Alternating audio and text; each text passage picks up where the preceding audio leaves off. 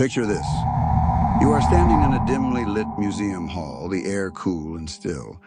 Before you, a skeletal titan looms, a reconstructed asterisk.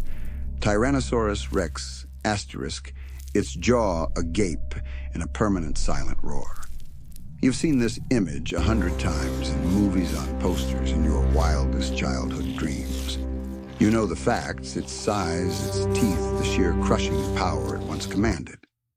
But as you gaze up at the bone and steel, a different question forms in the quiet corners of your mind.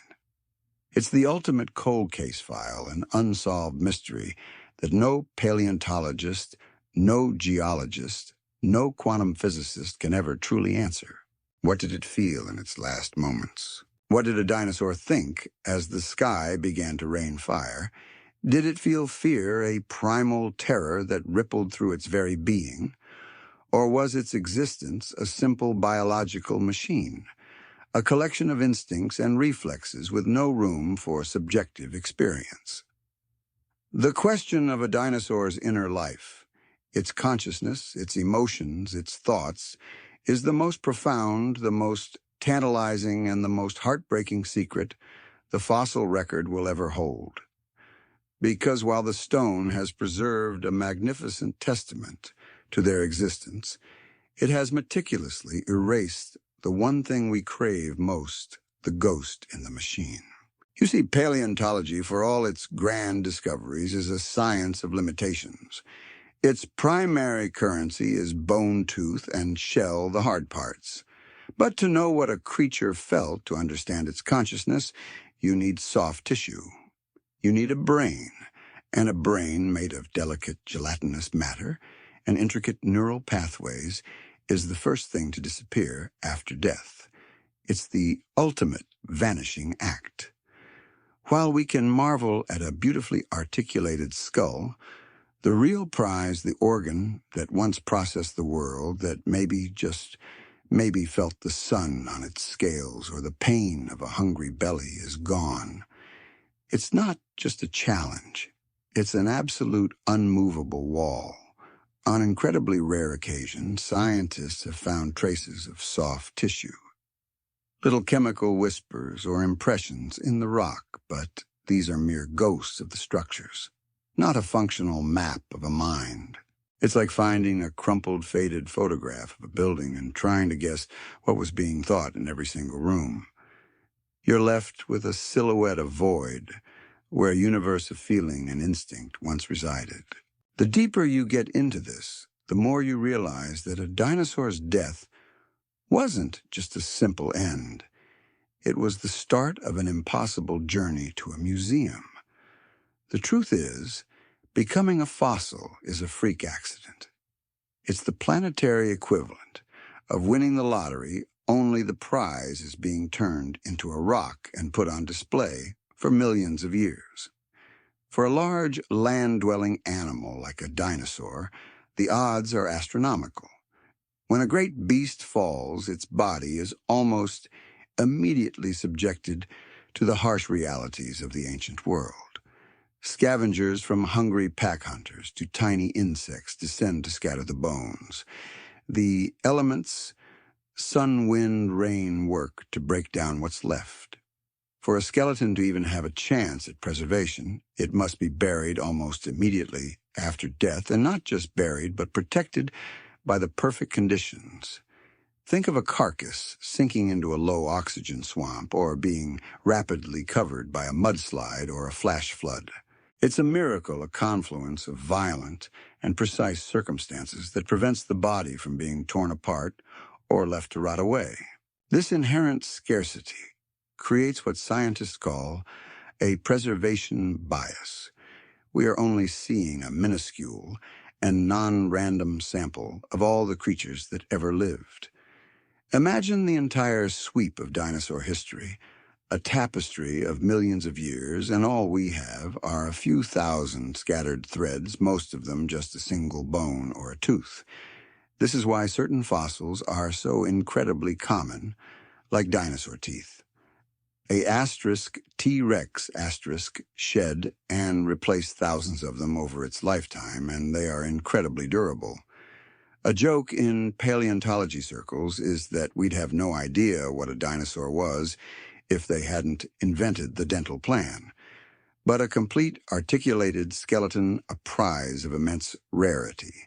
This bias means there are entire lost worlds, entire ecosystems that have left no fossil record at all. Places like high mountain plateaus or vast upland areas where there's no lake or river to bury the dead are simply gone from the geological record. You could have a thriving, complex ecosystem of bizarre, wonderful creatures, and we will never, ever know they existed because their bodies simply crumbled into dust. A perfect example of this is a quirky tidbit. You might not know the pachycephalosaurs.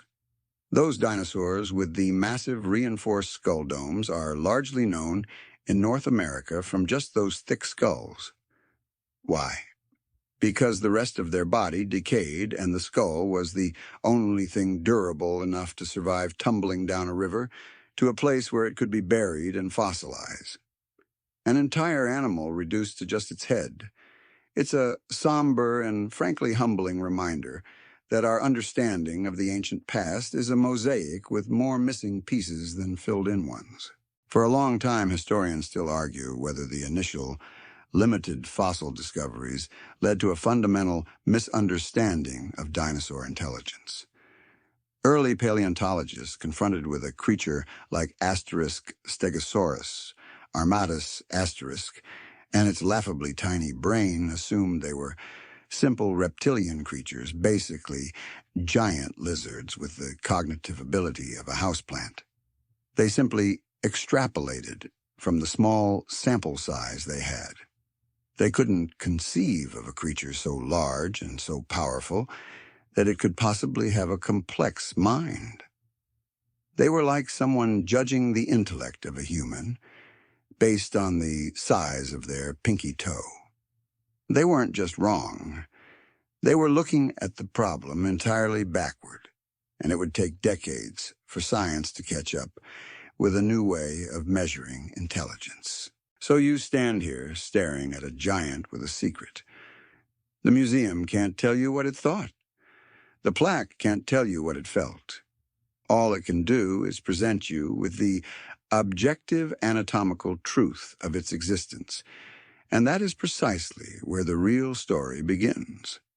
We cannot know the feelings, but we can look for the whispers of a mind, the scars on a body, the physical, painful, undeniable reality that was a life lived in a world of giants.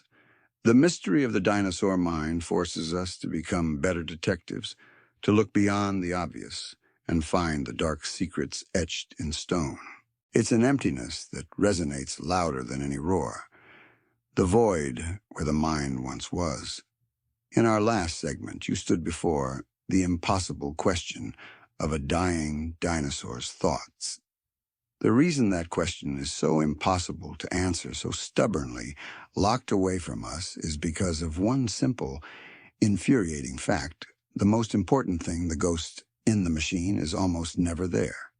You see, the brain is a soft, vulnerable organ. It's essentially a squishy bag of fat water and neurons, and it is the absolute first thing to decay after death. It's like a biological timer. Once the heartbeat stops and the animal's body begins its final journey back to the earth, the brain is the first to go disintegrating into nothing, leaving not even a shadow behind. The rest of the body can be picked apart by scavengers or decay in the sun, but in a race against the elements, the brain always loses. This is the single greatest limitation of paleontology, a fundamental wall that no amount of digging or technology can fully overcome. So how do you study the mind of a creature when the very organ you need is gone? You do it like a forensic detective at a crime scene, looking for anything, a footprint, a stain, a whisper that might give you a clue. For paleontologists, those clues often come from the skull, a bony container that once housed the brain. The space inside that skull, what scientists call the cranial cavity, is what they work with. By creating a three-dimensional model of that empty space, they can create what is known as an endocast. An endocast is essentially a physical or digital map of the brain's outer surface. It's like putting a balloon inside a shoebox, inflating it until it fills every corner, and then studying the shape of the balloon to figure out what the shoebox looked like on the inside. It's not the brain itself, but it is the closest we will ever get to seeing its overall form and function. The methods for creating these molds have changed dramatically over time. In the old days, a lucky paleontologist might find a natural endocast where the perfect combination of sediment and time had managed to fill the cranial cavity and harden into a rock, preserving the shape of the space. Imagine finding a perfectly preserved, petrified sculpture of an asterisk T-Rex brain, a happy little geological accident. But these natural molds are incredibly rare.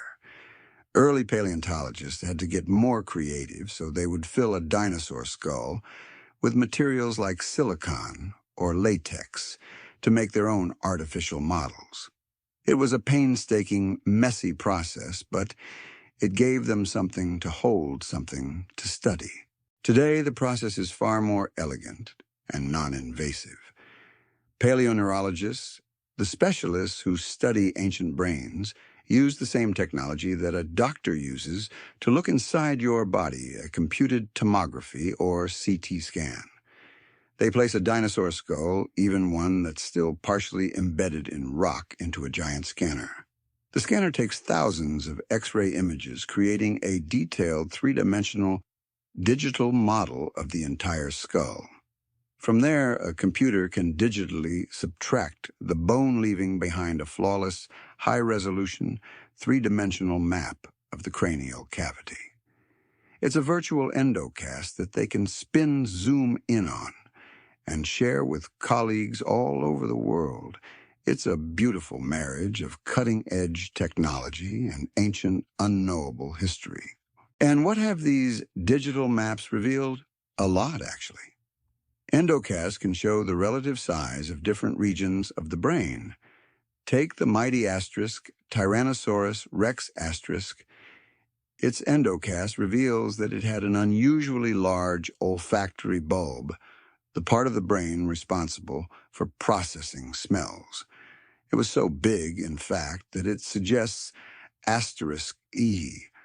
Rex asterisk had a keen sense of smell, far more developed than most modern-day predators. This isn't just a quirky anatomical fact. It completely changes our understanding of how it hunted and survived. A large olfactory bulb would have given it an incredible sensory advantage, allowing it to track prey over vast distances, follow the scent of a fresh kill, or maybe even locate a meal it had stashed away for later. It shows us that its brain wasn't a simple brute force organ. It was a finely tuned instrument of predation. This is what we can learn not by peering into the creature's thoughts, but by carefully studying the container its thoughts once inhabited. And yet, there's a catch. Paleontologists still argue whether the brain truly filled the entire cranial cavity in all species. While modern birds and mammals have brains that press up against the skull, the brains of some modern reptiles, like crocodiles, don't take up all the available space. In those cases, the brain is often surrounded by a network of membranes, sinuses, and blood vessels that would fill the empty space. When scientists first started studying dinosaur endocasts, they weren't sure which modern analog to use, the bird or the reptile. Was the brain like a tiny walnut rattling around in a massive skull, or did it fill every nook and cranny? Today, most researchers agree that theropods, the lineage, that includes asterisk T-Rex asterisk, and birds had brains that more closely resembled those of their avian descendants. But the question of how much empty space was actually there remains a subject of ongoing debate and research. It's a simple, seemingly minor detail, but it speaks to the fundamental interpretive challenges that define paleontology. And now for the most remarkable, the most stunning, and the most unbelievable secret the fossil record has ever coughed up. Remember how I said the brain is the first thing to disappear. That soft tissue is almost never preserved. Well, in 2004, a fossil hunter in Sussex, England, found a small, unassuming brown pebble. It sat in a collection for years, just a curiosity, until a team of researchers decided to take a closer look. What they found within was the impossible, the first known example of fossilized brain tissue. This tiny, pebble-sized fossil, likely from a species related to asterisk, Iguanodon asterisk, contained what scientists called mineralized ghosts of the original brain tissue. They found the meninges, the tough membrane surrounding the brain, as well as traces of capillaries and cortical tissues. So how did this miracle of preservation happen? Scientists believe the dinosaur's brain was essentially pickled in a highly acidic, low-oxygen body of water like a bog or a swamp. When the dinosaur died, its head likely ended up partially buried in the sediment at the bottom of the bog. The unique chemistry of the water allowed the soft tissues to become mineralized, replacing the delicate organic matter with durable minerals before it could decay completely. It's an astronomical 1 in a billion event. Now, did this discovery allow scientists to read the dinosaur's thoughts or see its dreams? Of course not. The preservation was not detailed enough for that. But what it did show in stunning, petrified detail was the physical structure of the brain itself, and it bore a striking resemblance to the brains of modern-day birds and crocodiles, providing an incredible piece of physical evidence that reinforces the evolutionary link between dinosaurs and their living relatives.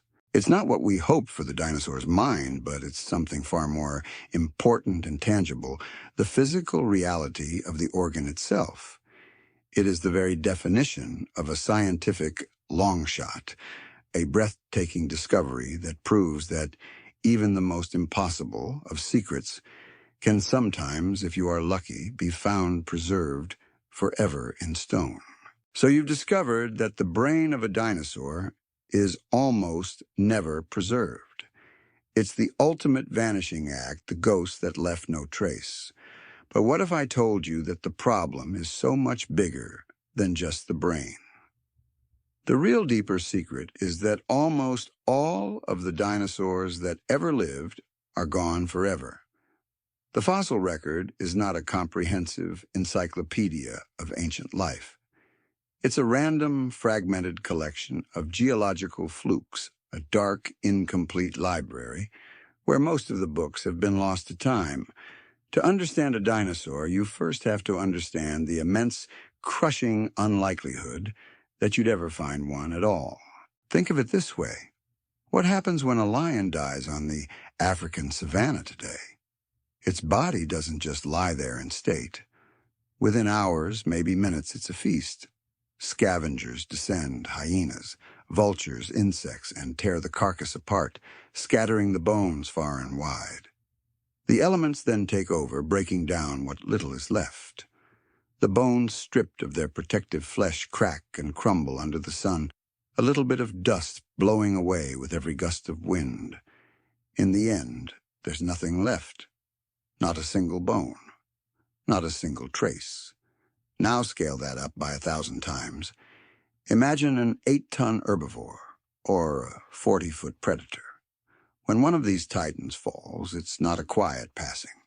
It's a biological event, a buffet for the entire ecosystem. So for a dinosaur's bones to even have a chance at becoming a fossil, its death has to be a spectacularly bad day, not just for the dinosaur, but for the entire food chain that wants to eat it. The body must be buried almost immediately after death. 1, 2. We're talking about a matter of days or even hours before scavengers can get to it. How does that happen for something the size of a truck? A flash, flood a catastrophic mudslide, or the slow, merciful sink into a bog or a lake bed. 3-4.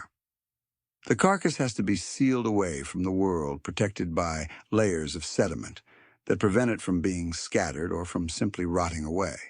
1. It's a miracle, a confluence of violent and precise circumstances that prevents the body from being torn apart or left to decay. Honestly, if you're a paleontologist, a massive natural disaster is your best friend. This inherent scarcity creates what scientists call a preservation bias, and it is a fascinating, frustrating secret of the fossil record. 2. Because fossilization is such an astronomically rare event, the fossils we do find represent only a tiny, tiny fraction of all the creatures that ever lived. 5. But it's worse than that. The sample isn't just small, it's not random. The geological process of fossilization favors certain environments over others. Think about a swamp, a river delta, or a floodplain. These are places that naturally have a lot of sediment, deposition, a lot of mud, a lot of water. They are perfect for burying dead animals and preserving them. But what about all the dinosaurs that lived in upland forests on dry mountain slopes or on ancient islands? These places lacked a mechanism for rapid burial. 5. When a dinosaur died there, its body simply crumbled into dust, leaving no record at all. 1.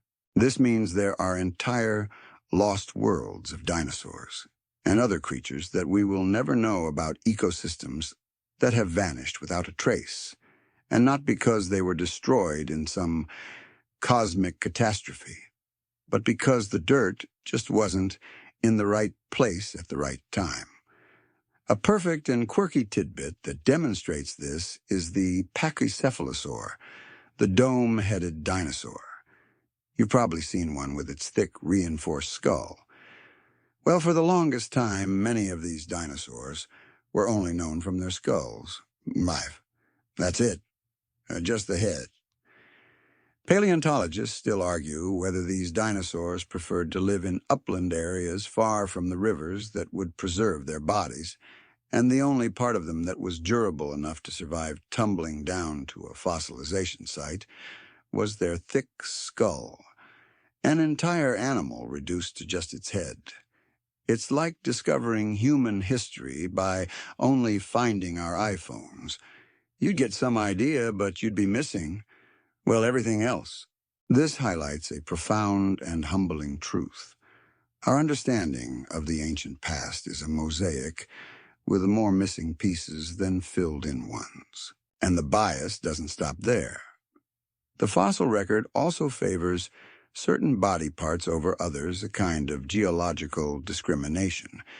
Remember that an asterisk T-Rex dental plan was the only thing that guaranteed it a fossil legacy. Teeth are incredibly durable, and a dinosaur replaced thousands of them in its life, so they are found everywhere. But a full skeleton, a complete picture of a single animal, is a prize of immense rarity. Even when a carcass is buried, the bones often get jumbled or parts are washed away by a current, leaving us with a frustrating, incomplete puzzle. The real forensic work begins after the discovery. What can a single bone tell you? A lot, actually. Sometimes it's about a diet, an injury, a specific disease, but to know what a dinosaur thought, you have to look for traces of its behavior, and those are even rarer. The science of taphonomy, the study of how organisms decay and become fossilized, is a kind of paleontology, CSI, where you read a scene to understand what happened. You can find traced fossils, footprints, bite marks, nests. 5. These are all whispers of a dinosaur's life. But here's another quirky tidbit: even these traces are biased. Researchers have discovered that the type of mud a dinosaur walked on could affect how its footprints were preserved. For example, some types of mud would only capture the prints of certain sizes of animals, meaning a trackway might look like it was made by a single animal, when in reality it was an entire herd, a whole family walking together. It's like a camera that only captures one person in a crowd, no matter how many others are there. It's a constant, never-ending exercise in trying to figure out what we don't know. Paleontologists still argue whether our limited bias sample is enough to truly reconstruct the diversity of the Mesozoic world. Were there whole families of dinosaurs that left no record at all? Were there habitats full of creatures that we will never even be able to guess at? The answer is almost certainly yes. The fossil record is less a testament to every life that ever was and more a random monument to the lucky few who got to become stone. It's a story of extraordinary preservation, but also of extraordinary silent loss. So the next time you see that majestic skeleton in a museum, don't just see a dinosaur. See a winner of an impossible planetary lottery, a cosmic fluke that defied all odds to leave a single incomplete and profoundly mysterious record of its existence for you to ponder. In our last segment, you learned that finding a complete dinosaur fossil is like winning a lottery with 1,000,000,000 to 1 odds, a cosmic fluke that defies all expectations. The fossil record is less a comprehensive encyclopedia and more a fragmented collection of whispered secrets. But within those fragments, scientists have been able to uncover some of the most profound truths about these long-lost creatures. For a long, long time, one of the greatest secrets was the mind itself. When early paleontologists looked at a creature like the mighty Stegosaurus asterisk, they saw its body a massive 20-foot-long armored tank of an animal, and then they saw its brain. And the brain was comically small, no bigger than a walnut. They thought, well, here's a creature that's literally all brawn and no brains. They had nothing else to go on, so the prevailing wisdom was that all dinosaurs were just mindless giant reptiles moving through their world on instinct and reflex alone, with the cognitive ability of a houseplant. They were like someone trying to judge the intellect of a human being by looking only at their kneecap. It's an absurd oversimplification, but it was all they had. This assumption held for decades until scientists began to challenge it with a new, more sophisticated way of measuring intelligence. They realized that comparing the absolute size of a brain to the absolute size of a body was a flawed metric. A blue whale has a massive brain, but a proportionately tiny one relative to its body. A sparrow, on the other hand, has a tiny brain, but it's huge relative to its body. So in the 1970s, a new tool was developed, the encephalization quotient, or EQ. Think of it as a sliding scale for braininess. The EQ measures the ratio of a creature's actual brain mass to the expected brain mass for a creature of its body size.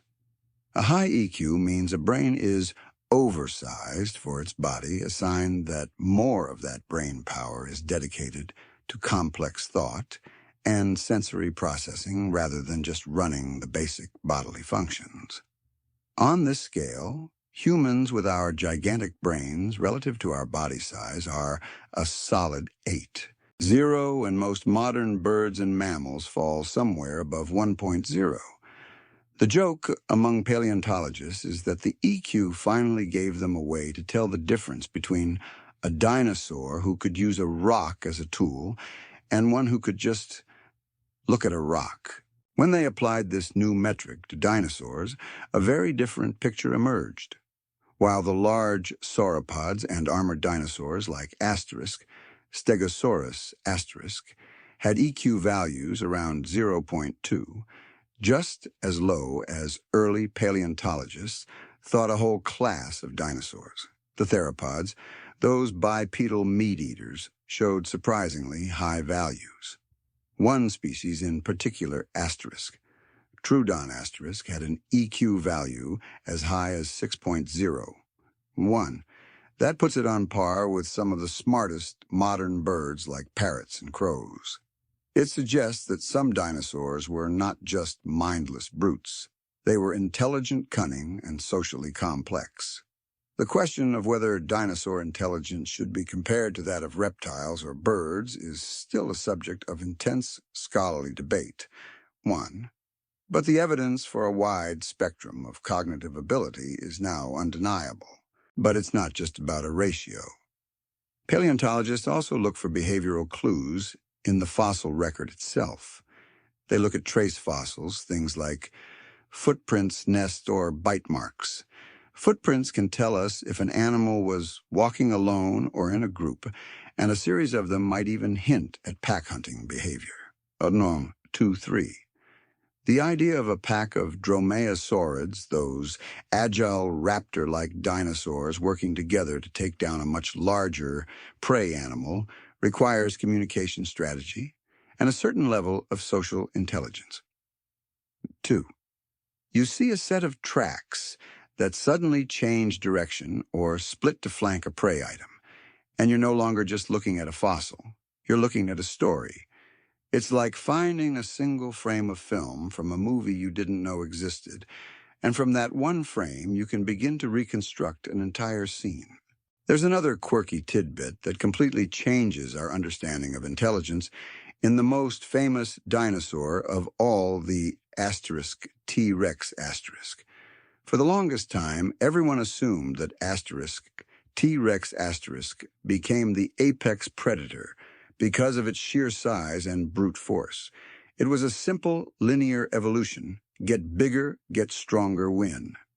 But a revolutionary discovery of a much smaller tyrannosauroid species, Timorlengia uatica, in Uzbekistan, completely upended that idea. 4. This creature, which was only about the size of a horse, lived 90 million years ago, long before its famous giant cousin. Its skull, however, reveals a highly developed brain and acute senses. 4. This suggests that intellectual prowess, a keen sense of smell, sharp hearing, and the processing power to use that information evolved first. It was the prerequisite for a tyrannosaur to become a successful apex predator. In other words, the T-Rex didn't become a genius because it was big. It became big because it was a genius. It's an elegant, almost poetic secret, isn't it? The brain, the ultimate soft tissue, the thing that's never there, is what gave the most powerful predator on the planet its ultimate advantage. All of this evidence, from the abstract EQ ratio to the physical evidence of footprints, paints a picture of a world far more nuanced and complex than we ever imagined. The early assumption of dinosaurs as mindless, scaled-up lizards has been replaced by an understanding of a diverse group of creatures with a wide range of intelligence, from some that were genuinely not all that bright to others that may have been as clever as a crow. But while we can now get a glimpse of their cognitive abilities and their social lives, the central question remains. We can know what they did, but we can't know what they felt. We can see the scars on a fossil that tells a story of a life filled with struggle, but we can't know the pain behind those scars. And that, my friends, is the next darkest secret of all, a story written not in the brain, but in the bone itself. A story of a life lived. In our last segment, you learned how paleontologists, faced with the empty, silent chamber of a dinosaur's skull, developed a way to measure the ghost that was no longer there. But what if you wanted to see that ghost? What if you wanted to look at a physical manifestation of a dinosaur's brain? Not just its size relative to its body, but its actual three-dimensional shape. That's where the science of paleoneurology comes in, and its primary tool is one of the most clever creative solutions to a seemingly impossible problem: the endocast. An endocast is essentially a mold of the inside of a skull, a three-dimensional representation of the space where the brain once resided. Think of it like this. If the dinosaur's skull is a treasure chest, the endocast is a perfect sculpted impression of the cavity inside, showing you the shape of the container, even if the treasure itself is long gone. For a paleontologist, this is pure gold. It provides an approximation of the brain's external features and the relative size of its various regions. While it can't tell you about neuron density or the secret thoughts a creature might have had, it can tell you about its sensory world and its basic neurological architecture, and that is a profound secret indeed. The methods for making these molds have changed dramatically over time. In the old days, a lucky paleontologist might stumble upon a natural endocast, a rock that had perfectly filled a dinosaur's cranial cavity and hardened over millions of years, an incredibly rare geological accident. It's like finding a perfectly preserved, petrified sculpture of an asterisk T-Rex's brain. But these are few and far between. So early scientists had to get a little more hands-on. They would fill a dinosaur skull with materials like silicon or latex to make their own artificial molds. It was a painstaking, messy process that looked a little like a bizarre, ancient world arts and crafts project. Imagine trying to fill a broken, jagged skull with something like liquid rubber and then gently peeling it out, hoping you got a perfect cast. One wrong move and you'd have a rubber blob with no scientific value. It was clumsy, but it was a beginning. Today, the process is far more elegant and non-invasive. Paleoneurologists use the same technology a doctor uses to look inside your body, a computed tomography or CT scan. They put an entire fossilized skull, sometimes still encased in its matrix of rock, into a giant scanner. The machine takes thousands of cross-sectional X-ray images, creating a detailed three-dimensional digital model of the entire fossil. 1-2. From there, a computer can digitally subtract the bone, leaving behind a flawless, high-resolution, three-dimensional map of the cranial cavity. It's a virtual endocast that they can spin zoom in on and share with colleagues all over the world. It's a beautiful marriage of cutting-edge technology and ancient, unknowable history. It also means you no longer have to worry about accidentally ruining an irreplaceable fossil with a silicon mold that goes horribly, horribly wrong. And what have these digital maps revealed? A lot, actually. Endocasts have shown that different dinosaurs had very different brain architectures. Take the mighty asterisk Tyrannosaurus rex asterisk. Its endocast reveals an unusually large olfactory bulb, the part of the brain responsible for processing smells. 1-2. It was so big, in fact, that it suggests asterisk T-Rex asterisk had a keen sense of smell far more developed than most modern-day predators. This isn't just a quirky anatomical fact. It completely changes our understanding of how it hunted and survived. A large olfactory bulb would have given it an incredible sensory advantage, allowing it to track prey over vast distances, follow the scent of a fresh kill, or perhaps even locate a meal it had stashed away for later. It shows us that its brain wasn't a simple brute force organ. It was a finely tuned instrument of predation. This is what we can learn not by peering into the creature's thoughts, but by carefully studying the container its thoughts once inhabited. And yet there's a catch. This is where the open scholarly debate comes in. Paleontologists still argue whether a dinosaur's brain truly filled its entire cranial cavity. While modern mammals and birds have brains that press up against the skull, the brains of some modern reptiles, like crocodiles, don't take up all the available space. In those cases, the brain is often surrounded by a network of membranes, sinuses, and blood vessels that would fill the empty space. 2-3. When scientists first started studying dinosaur endocasts, they weren't sure which modern analog to use, the bird or the crocodile. Was the brain like a tiny walnut rattling around in a massive skull, or did it fill every nook and cranny? Today, most researchers agree that theropods, the lineage that includes asterisk T, Rex asterisk in birds had brains that more closely resembled those of their avian descendants, but the question of how much empty space was actually there remains a subject of ongoing research. It's a simple, seemingly minor detail, but it speaks to the fundamental interpretive challenges that define paleontology.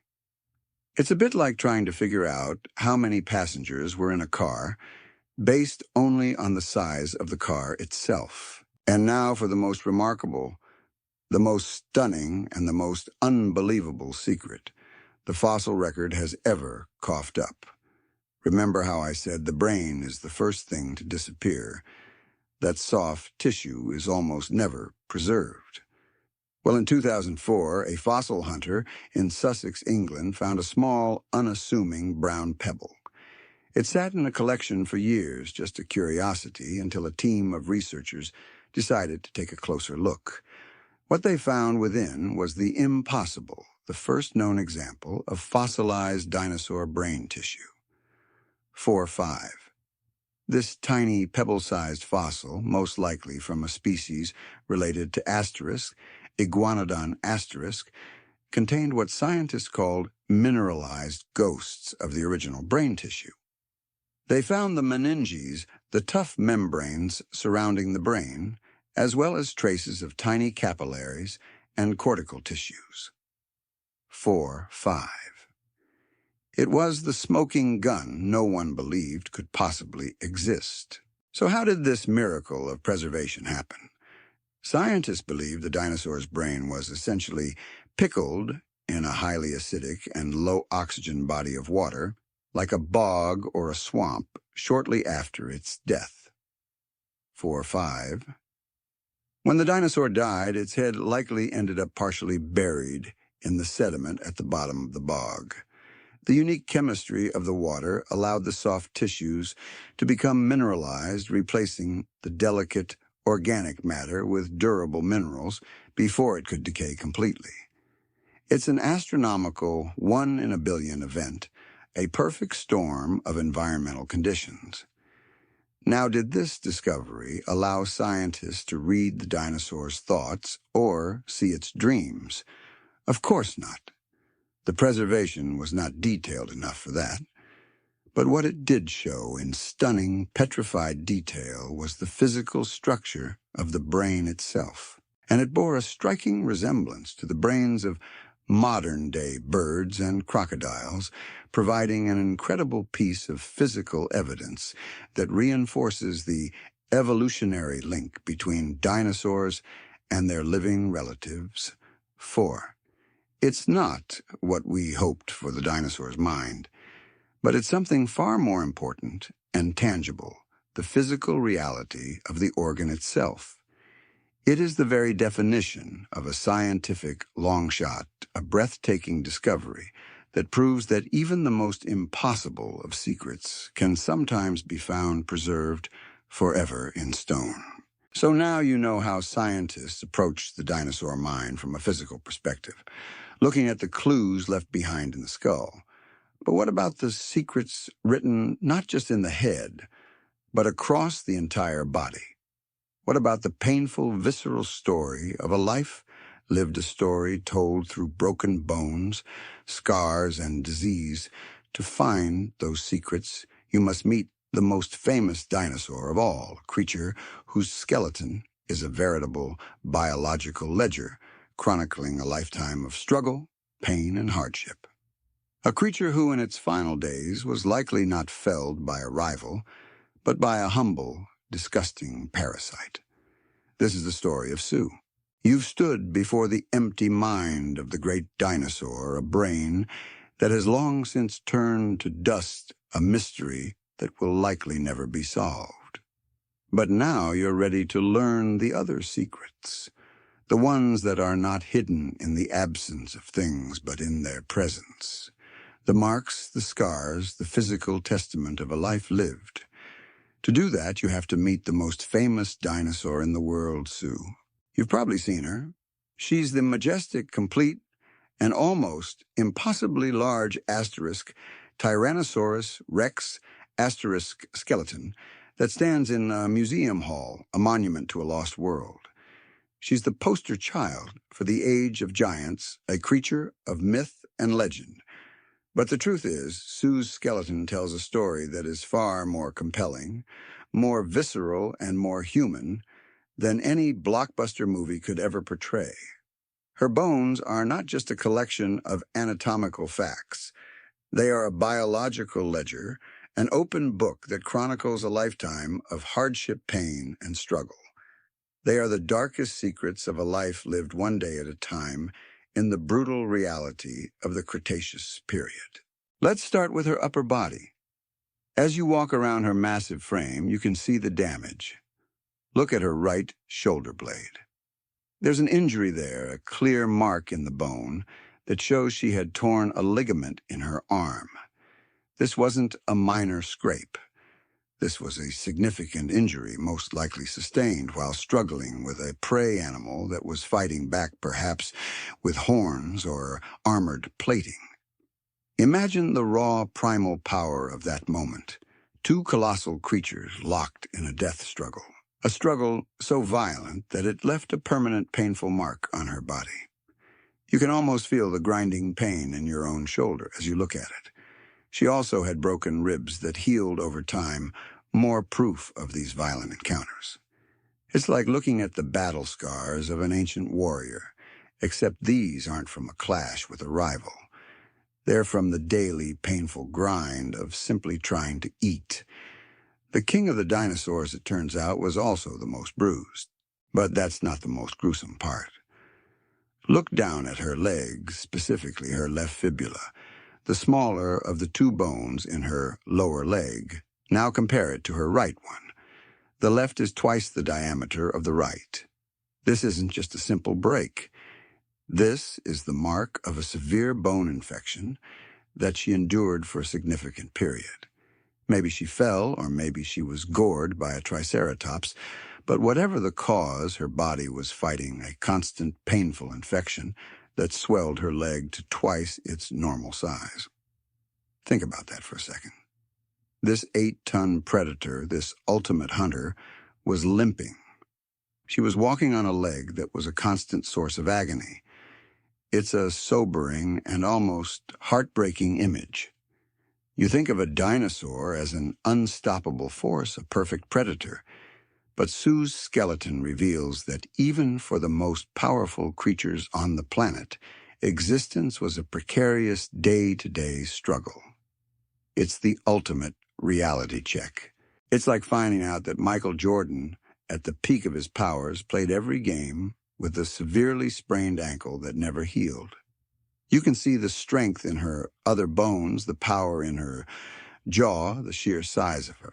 And yet there's this one nagging, painful detail that completely changes the story. And as you move along her body, the story only gets more somber.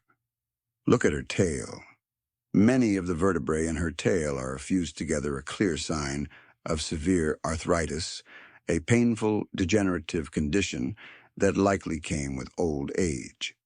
She was an elderly asterisk, T-Rex asterisk, estimated to be around 28 years old, which for a predator in that brutal world was a long life indeed. But it wasn't a comfortable one. Every step, every twist, every single time she used her tail for balance, she was likely in pain. You can imagine her as a cranky old lady yelling at the younger dinosaurs to get off her lawn, and you'd probably be right. Paleontologists still argue whether a condition like gout, a painful inflammatory disease of the joints, might have contributed to her discomfort, but there is no debate about the fused vertebrae. The evidence is written in the bone. And here's a quirky tidbit that will truly blow your mind and further deepen the secrets hidden in stone. Sue's bones are famous for their pathologies, but another asterisk, T-Rex asterisk specimen, nicknamed B-Rex, holds a different, equally incredible secret.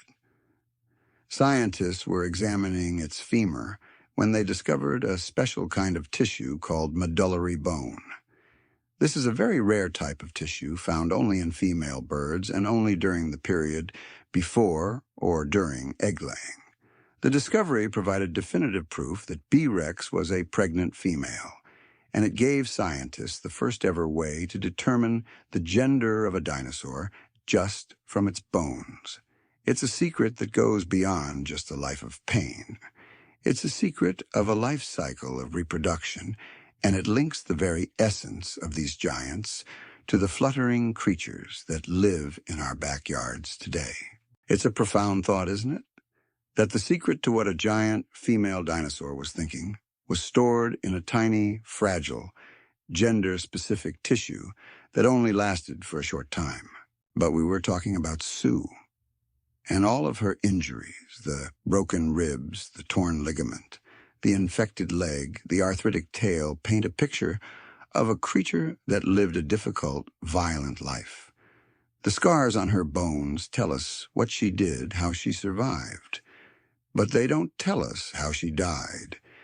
And this is where the mystery, the true agonizing secret of her final moments, gets even darker. Her skeleton is largely complete, which is incredibly rare. It suggests she was buried quickly before scavengers could scatter her body, perhaps in a seasonal stream bed or a flood. But the question remains, what was the final straw? What finally brought down the king? The answer, as it turns out, is the ultimate secret of Sue's life and death, and it's far more shocking and much more mundane than a climactic battle with a rival. It's a secret hidden not just in a broken bone, but in a small round hole in her jaw. And that small round hole in her jaw is where the most poignant secret of all is hidden. For decades, when scientists and the public looked at the fossilized skull of Sue the asterisk, T-Rex asterisk, they saw those little circular lesions and imagined a grand mythic struggle. They were a perfect match for the story we all wanted to believe battle scars. The marks of a ferocious duel between two apex predators, perhaps a rival male vying for territory or a mate.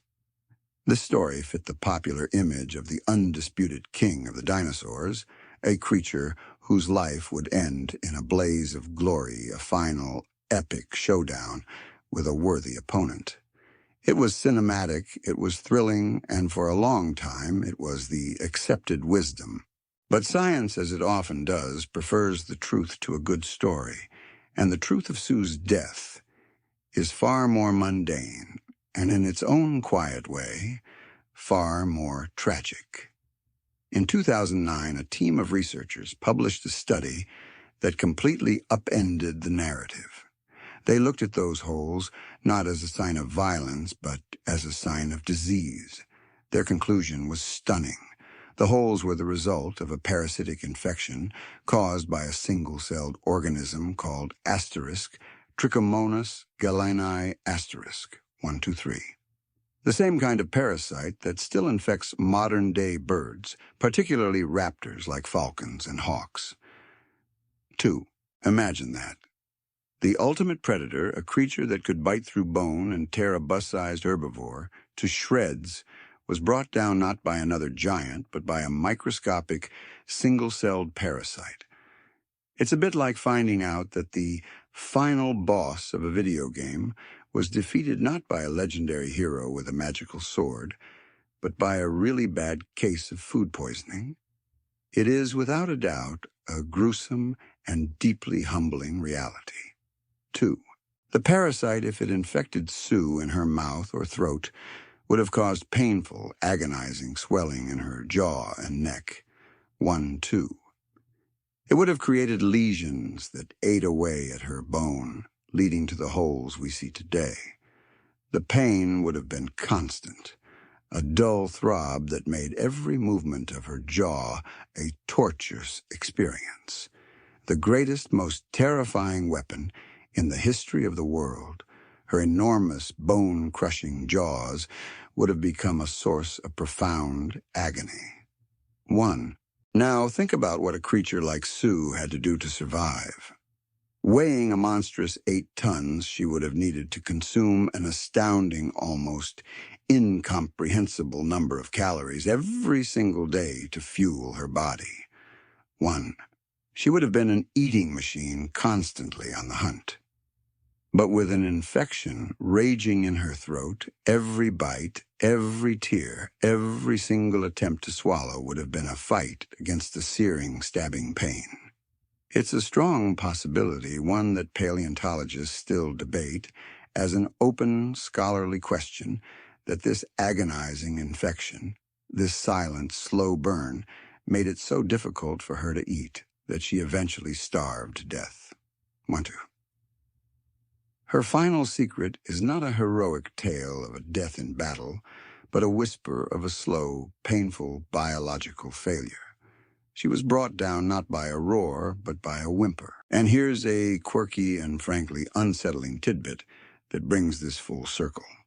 This parasite asterisk, Trichomonas galeni, asterisk is a protozoan that is often passed from prey to predator in modern birds. For example, a hawk might eat an infected pigeon and contract the disease. This leads scientists to wonder, how did Sue get it asterisk? Tyrannosaurus rex asterisk were known to be gregarious animals, which means they would have been in close contact with each other fighting for territory or mating rights. 2. The parasite could have been passed through saliva during a territorial brawl, or in the most chilling scenario, through cannibalism. 2. Some asterisk T. rex asterisk fossils show evidence of having been eaten by other members of their own species. This means that the parasite that may have brought down the queen of the dinosaurs was passed to her by a sick dinner she was trying to eat, or by a rival she was trying to fight, and her death wasn't just a consequence of disease. It was a consequence of the very brutality that made her the ruler of her world. It's a tragic irony, a final, painful lesson from a creature that once stood at the top of the food chain. The story of Sue and her parasites is a perfect example of why the fossil record is so much more than just a collection of bones. It's a collection of whispers. Every scar, every lump, every strangely shaped lesion tells a story not of a monster from a mythological past, but of a real, breathing, living animal that was subject to the same pains, the same struggles, and the same quiet, mundane diseases that affect life today. 1. It forces you to see them not as movie monsters, but as animals, each with a unique, painful, and often very difficult story etched into their very bones. You came here asking about what a dying dinosaur thought, a question that will always be a mystery. But in the bones of Sue, you found a much more profound secret. You found what it endured. You've stood before the empty mind of the great dinosaur, a brain that has long since turned to dust. You've seen a life filled with pain and hardship, written in the bones of Sue the asterisk, T. rex asterisk. And you have found a quiet, tragic secret in the little parasitic holes in her jaw. But as poignant as that story is, it is just one story. And it is about to be utterly dwarfed by a moment so violent, so catastrophic, so breathtaking in its scale, that it would render every broken bone and every parasitic infection entirely meaningless. This is the ultimate secret of the fossil record, the one that paleontologists for decades couldn't find, even though it was all around them.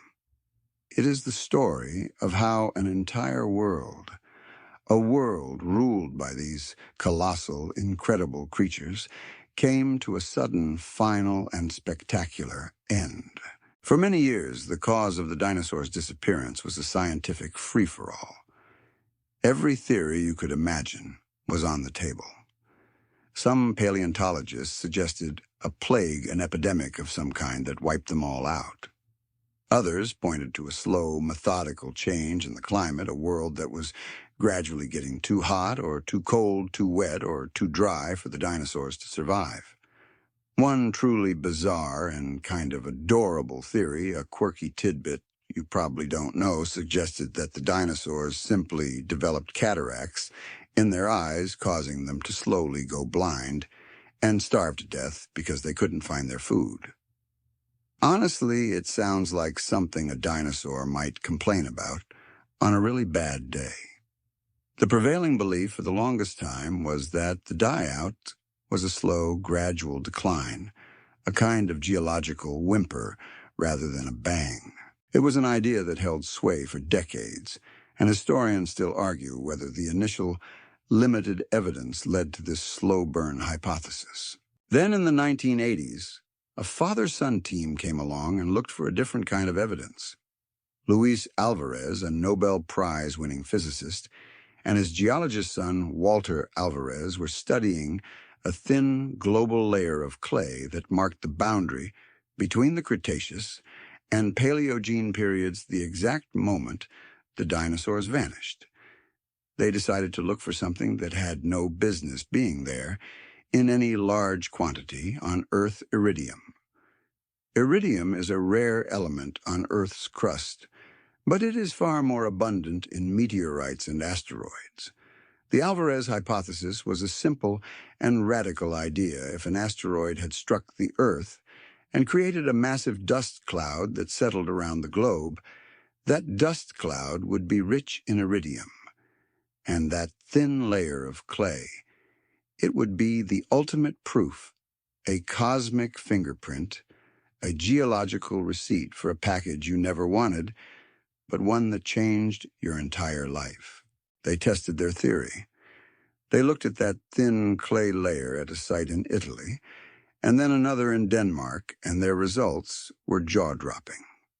The level of iridium in the clay was off the charts 160 times higher than the surrounding rock layers. This wasn't a coincidence. It was a global phenomenon. And what had been a quiet academic puzzle about a layer of clay suddenly became a front-page story. The only logical explanation for that much iridium was a massive extraterrestrial impact. And just like that, the quiet, slow-burn theory of extinction was challenged by a cataclysmic, sudden, and violent event. It was a new kind of paleontology, one that looked not just at bones, but at the very chemical composition of the rock itself. The theory was initially met with a lot of skepticism from paleontologists. A lot of scientists couldn't wrap their heads around the idea that the entire age of dinosaurs, a period that had lasted for over 160 million years, could have ended in a single brutal moment. They were used to seeing extinction as a slow, gradual process, and they didn't want a physicist from outside their field telling them a completely different story. But the evidence was building, and it was about to get a whole lot harder to ignore.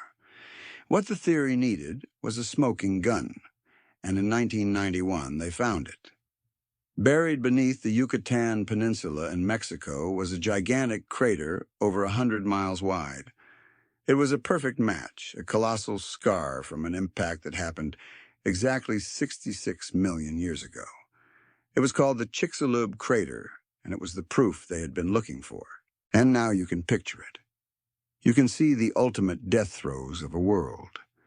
A mountain-sized asteroid larger than Mount Everest, hurtling toward the Earth at a speed of 40,000 miles per hour, its final moments in space, before it hit what is now the Gulf of Mexico.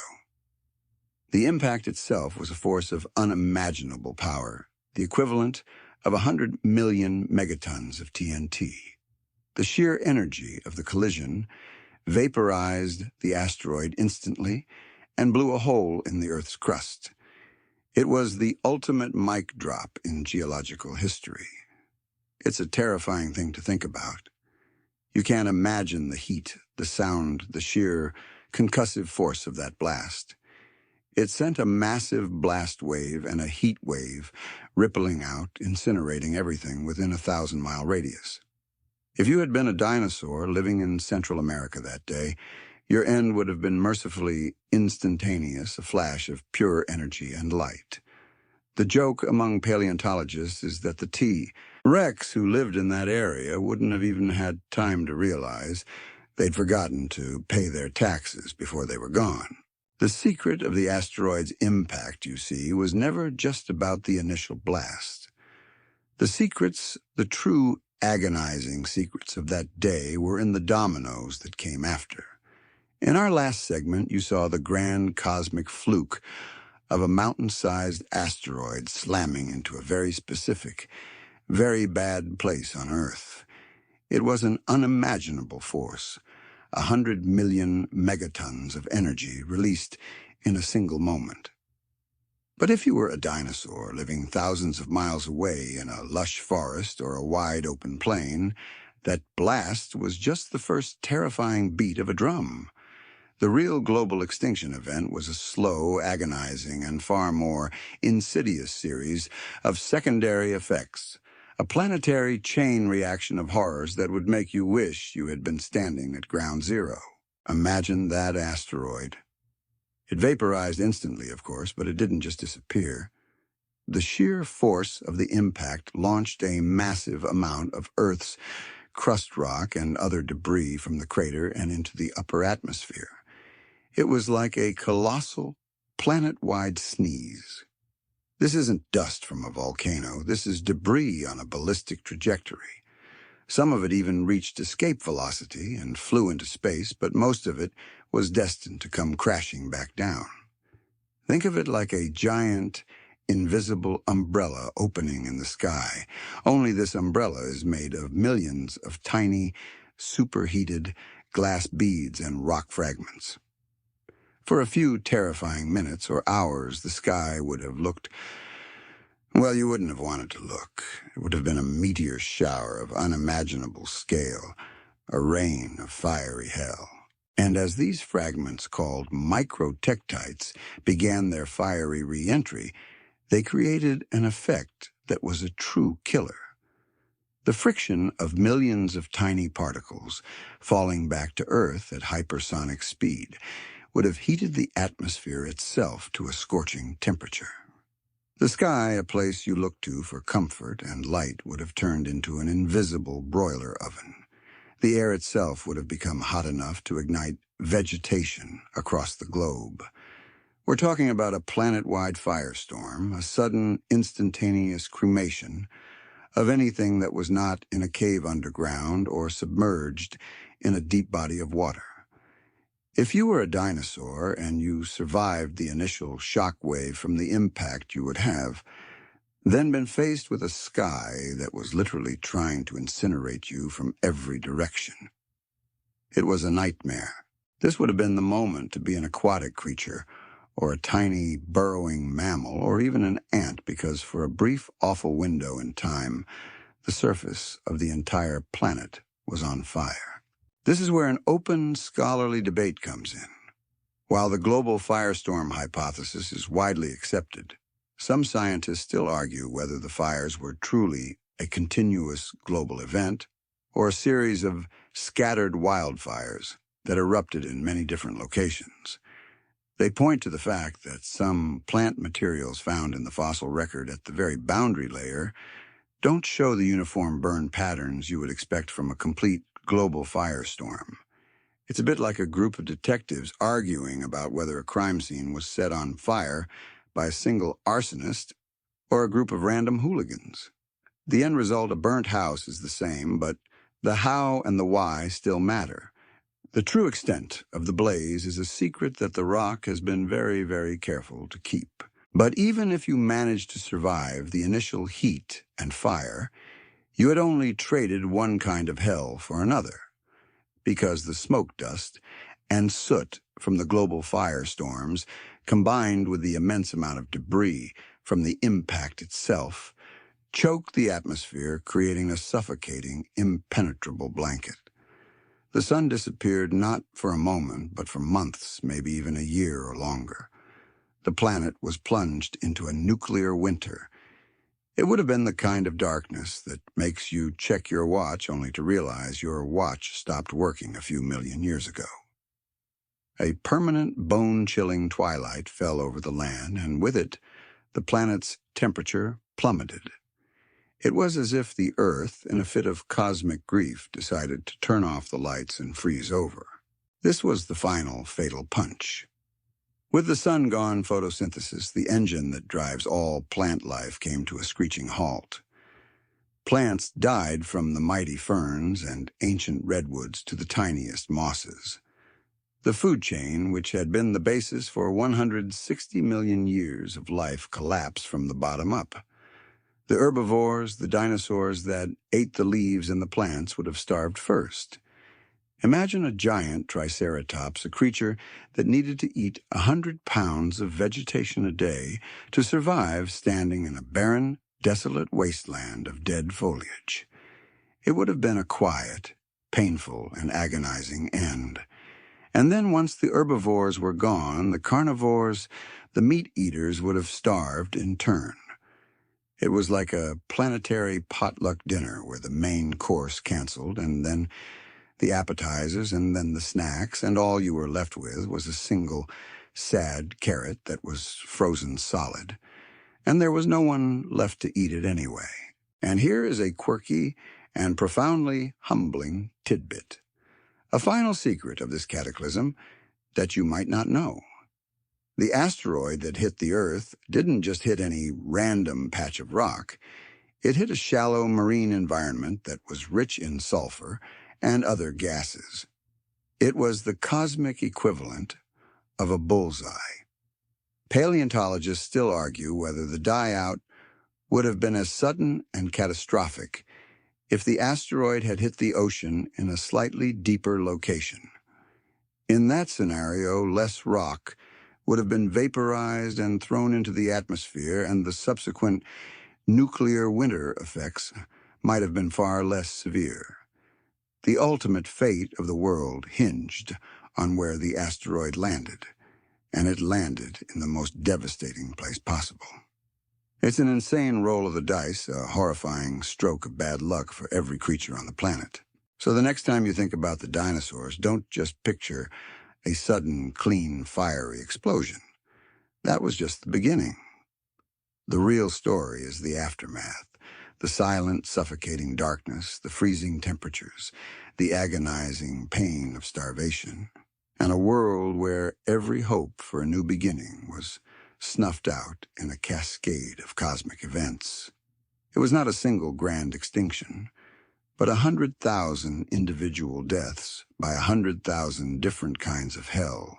You've witnessed the planetary cataclysm, the firestorm, and the nuclear winter brought on by a rock from the heavens. You've seen the sheer unadulterated violence of a single cosmic event. And for a long time, for decades, that was the entire story. The asteroid was the single solitary cause. It was the one in a one-and-done deal. It was a neat, clean, and perfectly dramatic explanation for the end of a world. But the secrets of the fossil record are rarely that simple. A significant body of evidence suggests that the asteroid was not acting alone. It was the final killer blow to a world that was already on its knees, a world that was being slowly, methodically poisoned by a different, much more ancient and powerful force volcanoes. You see, while the asteroid was hurtling through space, a colossal geological event was already underway on the other side of the planet.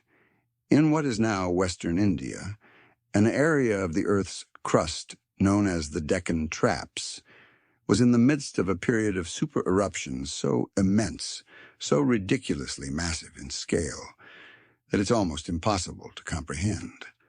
This volcanic province, which was once 3 times larger than France, was spewing more than 1.1 million cubic kilometers of lava into the atmosphere over a period of 750,000 years.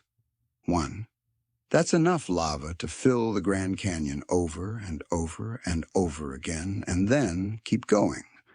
This wasn't a single Mount Vesuvius eruption. This was a slow, continuous, and absolutely relentless geological outpouring. It was a kind of planetary slow burn, and it was happening for a geologically brief but ultimately devastating period of time just before the asteroid hit. 1-2. Now imagine what that does to a world. All of that volcanic activity released an enormous quantity of gases and dust into the atmosphere. 2.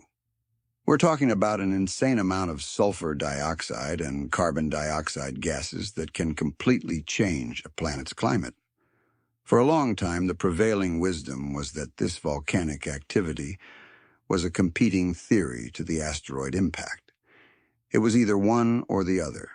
It was the geological equivalent of a boxing match in one corner, the meteor, a fast, powerful knockout punch, and in the other, the volcano, a slow, methodical, long-game body blow. But recent high-resolution dating techniques have completely changed the way we see this timeline. 1. Scientists now have a much more precise date for when the main phase of these eruptions began approximately 250,000 years before the asteroid impact. 1. This means that for 250,000 years, the world was already under severe duress. The volcanic gases and dust would have caused a long-term, sustained climate change, creating environmental stress on a scale that makes a modern-day heat wave look like a casual trip to the beach. 2. This constant environmental pressure would have weakened global ecosystems, making them far more susceptible to collapse. Plants and animals that had adapted to the stable climate of the Cretaceous were suddenly faced with a world that was getting warmer, getting colder, getting more unpredictable, all while they were trying to survive and find food. It was like a worldwide game of musical chairs where the chairs were slowly being removed and the music was just getting louder and louder. This is a beautiful and elegant example of how scientific understanding evolves. What was once a fierce debate between two opposing theories has become a refined, integrated model where both the volcanism and the impact are recognized as critical factors in the ultimate demise of the dinosaurs. This new theory is often referred to as the 1-2 punch. The volcanoes delivered the first punch, the body blow, that weakened the world's ecosystems, and then the asteroid came in with the final catastrophic knockout, 2-1. It's a compelling, powerful narrative, one that doesn't just focus on the dramatic climax, but on the long, difficult prelude that set the stage for it. This is a secret that the rocks have been keeping from us for a long time. It's a secret that proves that sometimes the most important part of the story isn't the sudden fiery death, but the slow, agonizing pain that came before. And here is a very strange, very quirky tidbit that will make you look at mass extinctions in a whole new light. The KPG extinction. The one that killed the dinosaurs is the only one of the 5 largest mass extinction events in the last 500 million years that coincided with a large meteorite impact. 1. But 4 of the 5 largest, including the largest extinction event in history, the Permian-Triassic extinction, or the Great Dying, coincided with massive volcanic eruptions. 1. This suggests that while a cosmic impact can be a 1 in a billion bad day, these massive volcanic outpourings are more of a recurring geological pattern, a kind of planetary self-destruct button that has been hit over and over again. The asteroid was a unique one-off event. The Deccan traps were a part of a much more ancient, far more terrifying pattern of death. And an open scholarly debate that continues to this day is whether the asteroid impact could have triggered a new, more intense phase of the volcanic eruptions. 2. It's a terrifying idea that a blow from space could have made a planetary volcano even angrier. The two theories are no longer enemies. They are co-conspirators in the biggest murder mystery of all time. So when you think about the end of the dinosaurs, you shouldn't just think about the single flash of light and the subsequent darkness. You should also think about the millions of years that came before the sky filled with volcanic dust and gas, the climate growing more and more hostile, the ecosystem slowly and painfully weakening. It was a slow-motion catastrophe that set the stage for the final sudden and complete collapse. The volcanoes were the long, grinding horror story, and the asteroid was the bloody, sudden final page. The secrets of the fossil record are not just about a single sudden end. They are about the cumulative weight of time, the slow geological processes that can bring a world to its knees and then wait for a final cosmic punch to finish the job. With that, we have come full circle, from the ghost in the machine to the ghost of a world. But there are still secrets to uncover, mysteries of death and burial that are etched into individual fossils. Not the grand story of a planetary extinction, but the tiny forensic details of how a single creature met its end. A secret so common that you've probably seen it 100 times without even knowing it, a peculiar posture that has puzzled paleontologists for centuries. It's the secret of the death pose. You've stood on a planet ravaged by cosmic and geological horror. You've seen a world end in a firestorm and a slow, agonizing winter. You've come to understand that the ultimate secret of the dinosaur world was not what a single creature felt, but what the entire planet endured. But now you're ready to zoom in, to leave the grand narrative of planetary death and get down to the fine, forensic details of a single silent secret that has puzzled paleontologists for centuries. It's a secret you've seen 1,000 times, a peculiar pose so common in dinosaur fossils that it's become a pop culture cliché. It's the so-called death pose, and the truth behind it is anything but simple. Picture the majestic fossil skeletons you've seen in museums or in books. They are almost always in this strange, contorted posture. The head and neck are thrown back over the body, the mouth is often agape, the tail is arched dramatically upward, and the limbs are splayed out in a way that looks both peaceful and utterly unnatural. It's the dead bird pose, a posture so iconic that it has become the default way to draw a fossilized dinosaur. But why? Why would a dead animal end up like this? For the longest time, the answers were as varied as the dinosaurs themselves. Maybe they were arranged this way by water currents, like some kind of cosmic, geological tidying up. Or maybe, and this was the most common theory, the tough ligaments in the neck and tail simply dried out after death, contracting like old rubber bands and pulling the body into a permanent backward arch. It was a simple, elegant, and seemingly logical explanation.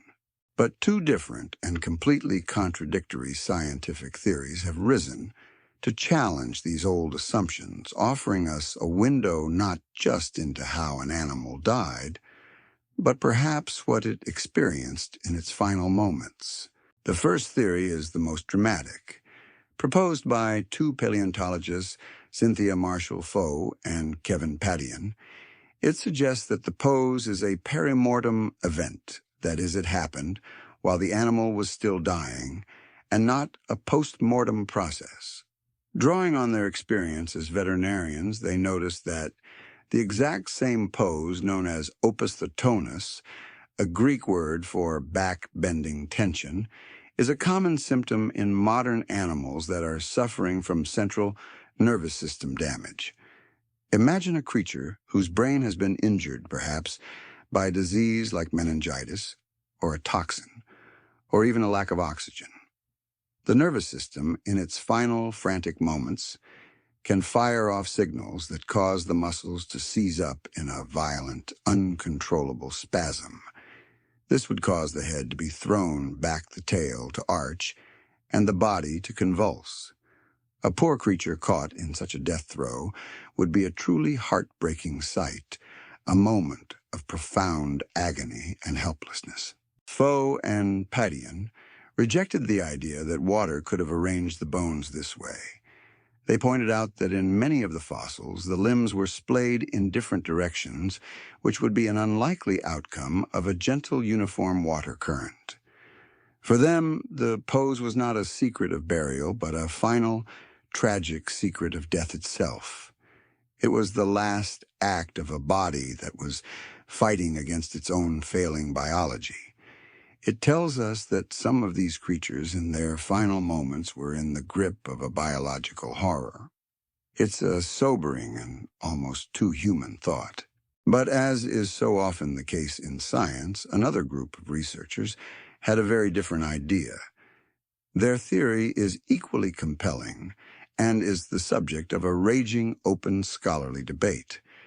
This second theory posits that the pose is in fact a post-mortem event caused by water submersion. To test their idea, paleontologists did what any good scientist would do. They went and got a bunch of dead chickens and emus. It sounds like the setup for a very strange joke, doesn't it? A paleontologist walks into a farm with a bucket of water. They placed the carcasses in water, and within seconds they were astonished to see that the bodies, freed from the crushing weight of gravity, immediately assumed the exact same head-thrown-back pose. Their experiments showed that the pose wasn't caused by muscles spasming, but by a physical property of the body that was only activated when it was in water. The key was a very powerful ligament in the neck and back called the ligamentum elasticum interlaminar, which connects the vertebrae. While the body is alive, the muscles, fat, and skin hold this ligament in a tight, compressed state. But once the creature dies, its muscles relax, and when you put the body in water, the buoyancy removes the friction of the body weight on the ground. This allows the incredibly strong ligament to do what it naturally wants to do, contract. It's a bit like a coiled spring that is suddenly released.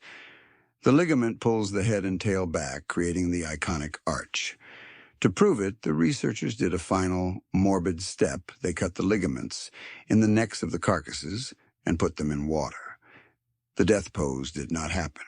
This theory suggests that the pose is not a sign of agony, but a simple, elegant piece of biological physics. The dinosaurs that died in this pose were likely buried in a flood, a river, or a lake, and their bodies were simply responding to the physics of their new environment. And here is a quirky and profoundly important tidbit that adds another layer to this mystery. The opisthontonic death pose is almost never ever seen in the fossils of ectotherms, cold-blooded animals like crocodiles. You can find them with their limbs splayed out, sure, but not with the head thrown back in that signature arc. It is, however, incredibly common in the fossils of birds and mammals. What's the difference? Endothermy, or being warm-blooded. This hints that the pose might be related to a creature's high metabolism and the muscular and ligamentous structures that support it. It's a quiet scientific whisper that suggests that the dinosaurs, like their bird descendants, were not just giant lizards. They were fast, dynamic, and had the internal physiology to match. It's like finding a single clue in a crime scene that only makes sense if you know something about the victim's life that no one else does. So the next time you see a fossil in that iconic pose, you have a choice to make. You can see it as the final agonizing scream of a creature whose body was betraying it, a victim of a terrible disease or a violent blow to the head. Or you can see it as a beautiful final and perfectly natural act of physics, a body gracefully returning to its simplest, most relaxed state after death. Both are plausible. Both are supported by evidence from the modern world. And the debate between the two is a testament to the fact that paleontology isn't just about finding old bones. It's about trying to breathe life and death back into them. The mysteries of how a creature died are often entangled with the secrets of how it was buried. This is the science of taphonomy, a kind of forensic paleontology that helps us read a death scene millions of years in the past. It's a science that can tell us about everything from a dinosaur's last meal to the agonizing final and often violent struggle to be preserved. You've learned about the silent, invisible secrets of planetary catastrophes, from volcanoes to asteroids. You've seen how a single bizarre pose can tell a story of agony or physics. But the secrets of a dying creature aren't just written on its body.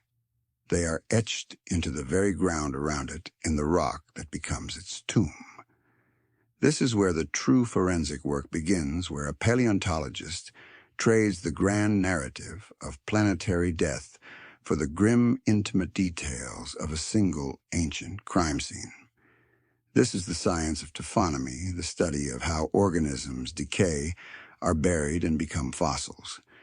It's the ultimate cold case investigation, a kind of paleontology CSI where you are trying to reconstruct a moment that happened millions of years ago with only a few shattered clues.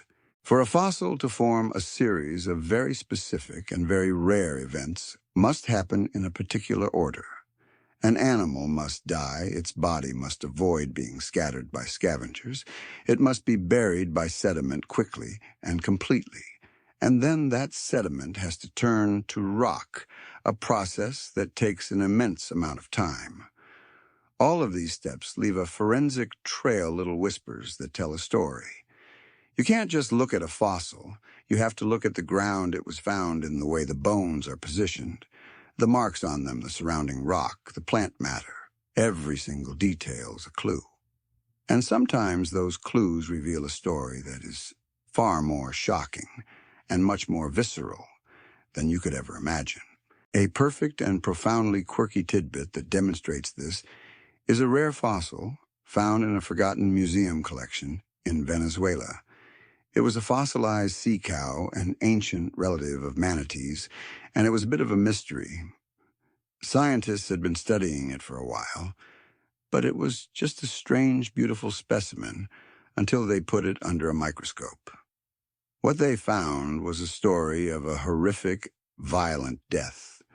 The bones of the sea cow were covered in bite marks, but not just one kind of bite mark.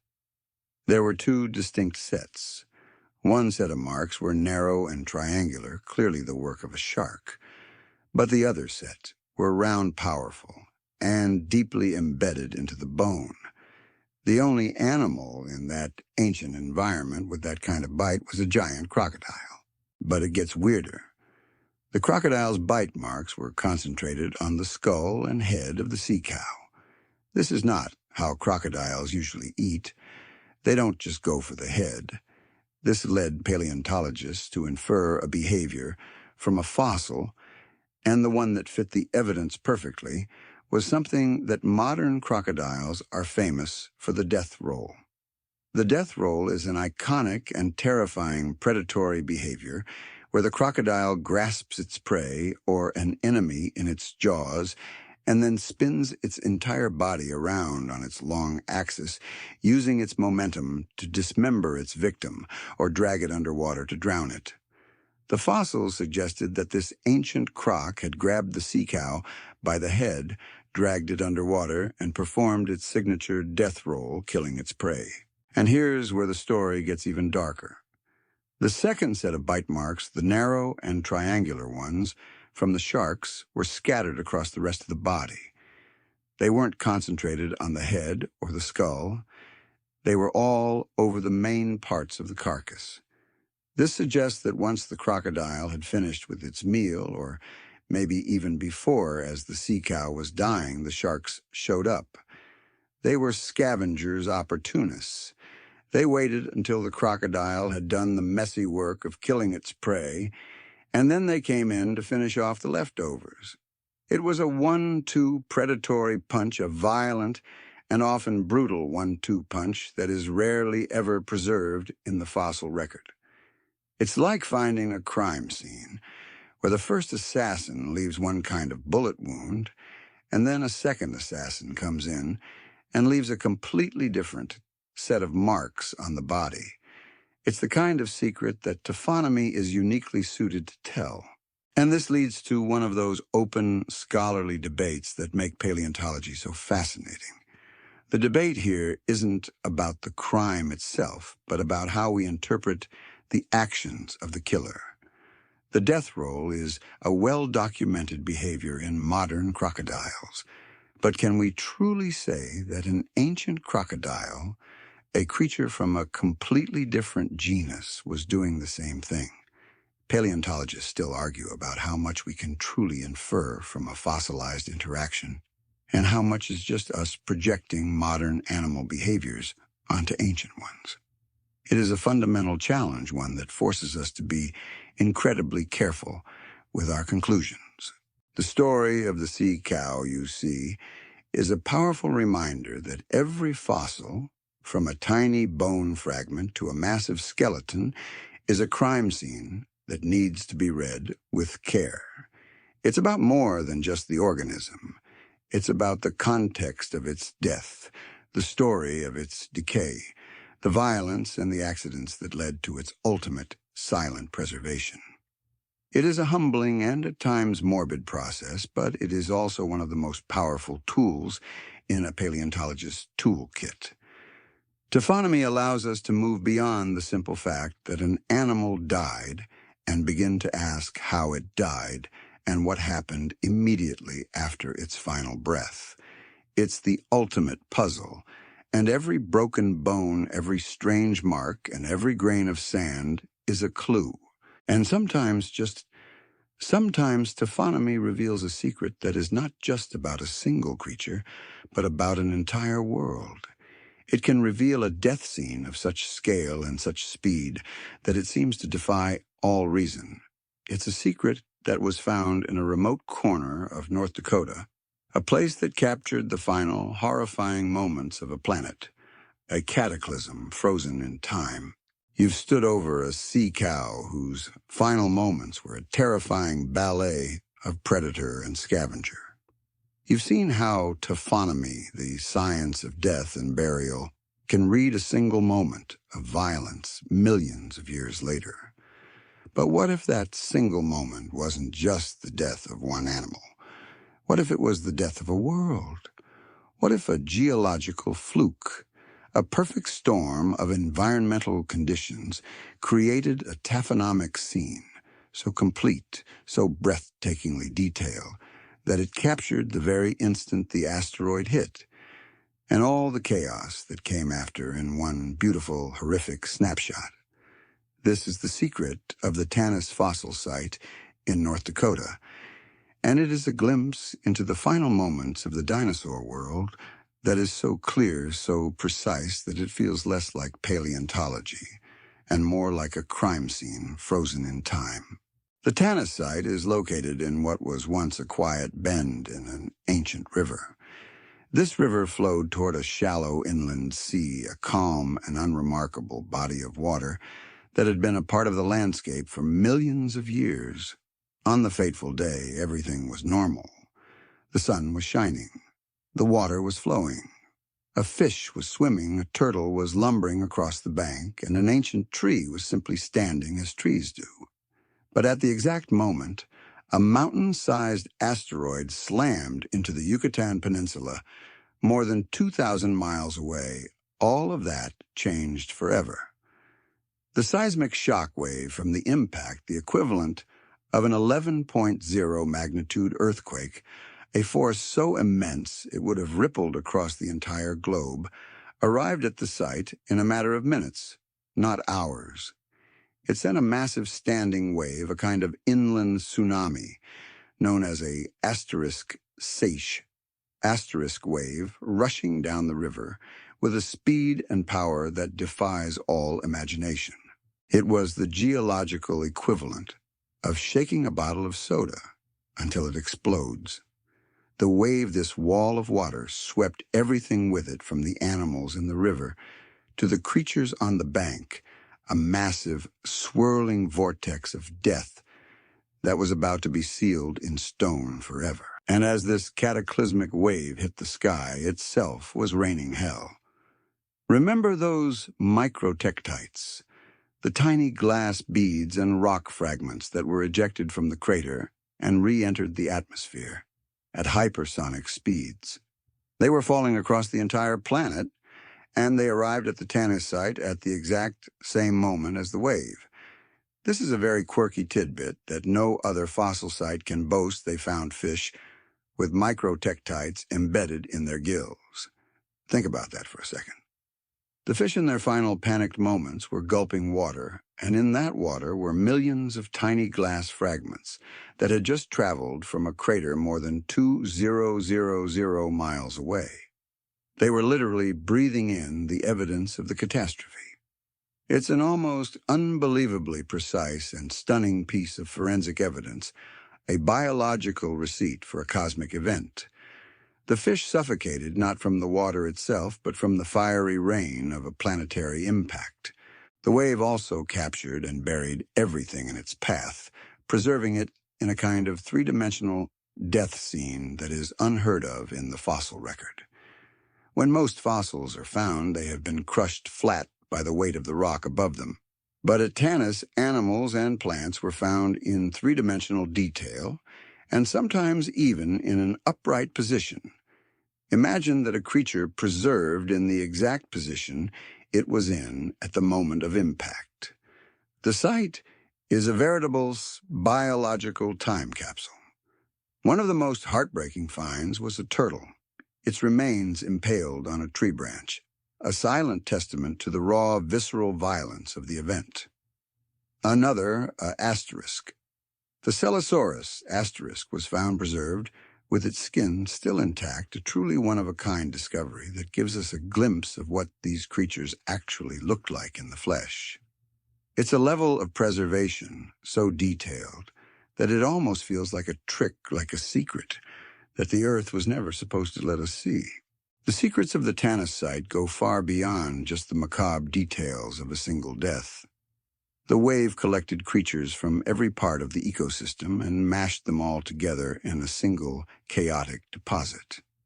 You can find articulated and cartilaginous salt and freshwater fish jumbled together miles inland from where they should have been.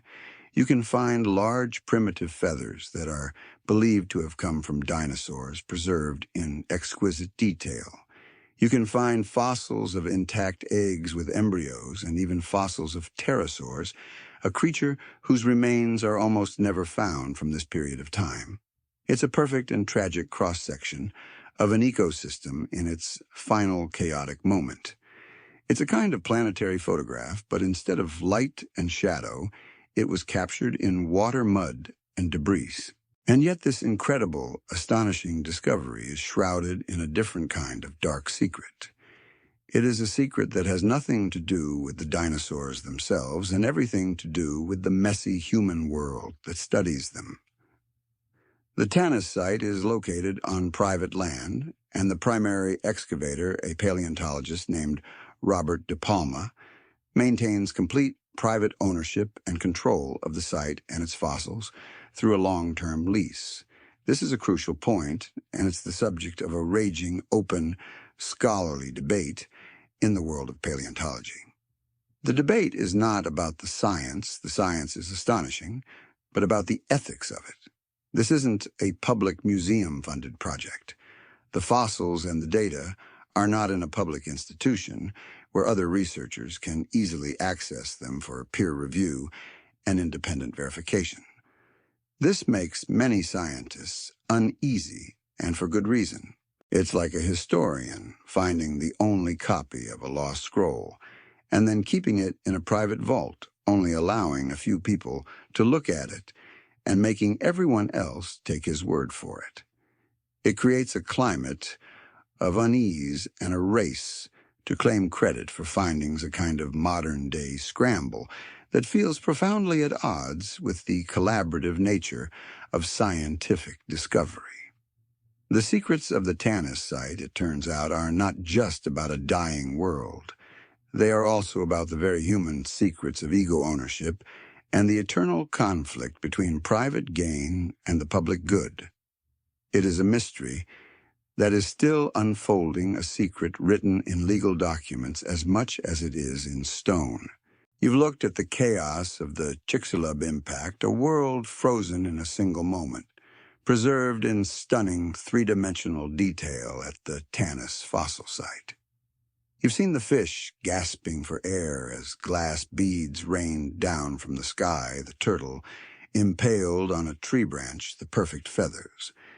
It is, by all accounts, one of the most important paleontological discoveries ever made, a one-of-a-kind look at the final minutes of the age of dinosaurs. But with a discovery of such immense scientific value comes a very different kind of secret. Not one written in stone or bone, but one whispered in the halls of museums and in the digital back channels of the scientific community. The darkest secret of the Tanis site isn't about the asteroid at all. It's about the very human and very messy questions of ownership, access, and ethics. The Tanis site is not on public land. It's on private property in southwestern North Dakota, part of the Hell Creek Formation, a geological area renowned for its dinosaur fossils. And the primary excavator, the paleontologist who has worked tirelessly to uncover its secrets, a man named Robert De Palma, maintains complete and total control over the excavation and the fossils themselves. This is due to a long-term lease agreement he has with the landowner, which grants him full paleontological rights to the site. Now, this is perfectly legal, and a lot of paleontological work is done this way, but when you're talking about a site that holds the very keys to a global extinction event, the rules of the game suddenly feel a lot less settled. The standard practice in the world of paleontology is that fossils of such importance, fossils that literally rewrite our understanding of a major moment in Earth's history, are curated by public institutions. Think of the Field Museum, the American Museum of Natural History, or the Smithsonian. These institutions serve as neutral custodians of the past. They hold the fossils in trust for all of humanity. They make them available to researchers from all over the world so that the findings can be independently verified, the data can be double-checked, and the scientific conclusions can be debated and refined. It's a collaborative, transparent, and often frustratingly slow process. But it's the bedrock of how science works. The secret of the Tanis site is that it bypasses all of that. The fossils and the data are owned by a single individual. The only way to get access is if he grants it, and he has full control over who has access and when. It's like finding the holy grail of paleontology, and then putting it in your garage and only inviting over the friends you want to see it. This has understandably created a climate of unease and a significant open scholarly debate in the paleontological community. Critics argue that De Palma's control over the site has created a situation where there is no independent outside verification of his claims. He presents his findings in high-profile documentaries and journal papers, but the primary material and the underlying data are not immediately accessible to everyone. This has led to a race to claim credit for findings, a kind of modern-day scramble that feels profoundly at odds with the collaborative nature of scientific discovery. Scientists are in the business of building a shared foundation of knowledge, a kind of giant interlocking puzzle that every researcher contributes a piece to. But when the most important piece is held by a single person, that entire foundation starts to feel a little wobbly. There's a very specific, quirky tidbit that demonstrates this problem in real time. A team of researchers recently published a study that challenged a previous claim about the season of the impact, a claim that was based on analysis of the fish fossils at Tanis. The new paper from a different team criticized the original study for a lack of primary data, an unidentified laboratory, and insufficient methods for accurate replication. This is not a judgment on the science itself, but on the process. It's a quiet but pointed accusation that the original claims, no matter how incredible, could not be verified in the traditional way because the data and specimens were not made fully available. It's a kind of scientific Cold War with a lot of polite, passive-aggressive language in the journals, but it's a war nonetheless, and the secrets of the past are caught in the crossfire. Now, a lot of paleontologists still work on private land and, like De Palma, have to work with the landowners to get access. This is perfectly normal. The real problem is not the fact that the land is private. It's the fact that the specimens are not being immediately transferred to a public institution. If you want to dig for fossils on public lands in the United States, there are a lot of rules and regulations you have to follow, like the Paleontological Resources Preservation Act of 2009. This law and others like it mandates that any fossils of scientific significance found on public lands must be studied and then turned over to a museum for curation and public access. It's a way of ensuring that the public's heritage, the shared history of our planet, is not hoarded by a single individual or a private company. But none of these laws apply to private land. And this is the legal loophole, the quiet, unspoken secret, that allows a site as important as Tanis to be essentially privatized. It's a strange and uncomfortable situation. The very things that make the Tanis site so extraordinary, the three-dimensional preservation, the instantaneous burial, the sheer detail of the death scene, are also the things that make the controversy so sharp. Because the science is so good, the stakes are that much higher. It forces you to wonder, what other secrets does the site hold that are waiting for a wider, more public scientific gaze? What discoveries could a new team with new eyes and different expertise make if they were given full and unfettered access to the material? It's a bit like an artist creating a masterpiece and then never letting anyone see it, a tragic loss of potential.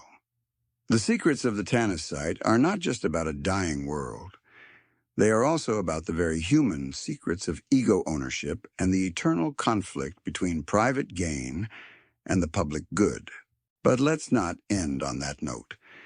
The story of the dinosaurs and their secrets is about so much more than human drama. You came here asking what a dying dinosaur thought, a question we can never truly answer. But in our journey, you've discovered something far more profound. You found the whispers of their intelligence in the shape of a skull. You've seen the visceral, difficult, and painful reality of their lives etched in the bones of a single predator. You've experienced the ultimate planetary catastrophe, the 1-2 punch of volcanoes and a cosmic rock. And you've seen how the tiny, final details of death and burial can tell a story of agony and of physics. It's a story that is still being written, a grand narrative that is constantly being revised, and it is full of secrets that the rocks are still keeping. And so we'll move on to the final part of our journey, a reflection on all that we've learned, a wind down from the noise and the fury, and a final, calming thought on the enduring legacy of a lost world. You've traversed millions of years and thousands of miles. You've journeyed from a single, unanswerable question to a web of interconnected mysteries, from the microscopic ghost of a brain to the planetary-scale crime scene of the Chicxulub impact. You've seen how the secrets of the fossil record are not the simple, clear-cut narratives we imagine them to be, but a series of beautiful, frustrating, and often deeply human puzzles. You came here asking what a dying dinosaur thought, a question that will remain forever locked away in the silence of time. A mystery that is as much about our own limitations as it is about the ancient world. But by asking it, you have uncovered secrets far more profound and tangible, stories that are not speculative, but are instead etched in stone, one painful, beautiful layer at a time. You've stood before the empty mind of the great dinosaur. You know that a brain is the first thing to disappear, a tragic and poetic vanishing act. But you also know that science, in its endless quest for knowledge, found ways around that wall. You've seen how a ratio, the encephalization quotient, completely changed our understanding of dinosaur intelligence, elevating some, like the tiny asterisk, Trudon asterisk, to the level of modern birds, and showing us that intellectual prowess, not just brute force, was a key to survival. You've looked at the digital endocast of a asterisk T-Rex asterisk and seen the physical evidence of its keen sense of smell, the mark of a finely tuned predator.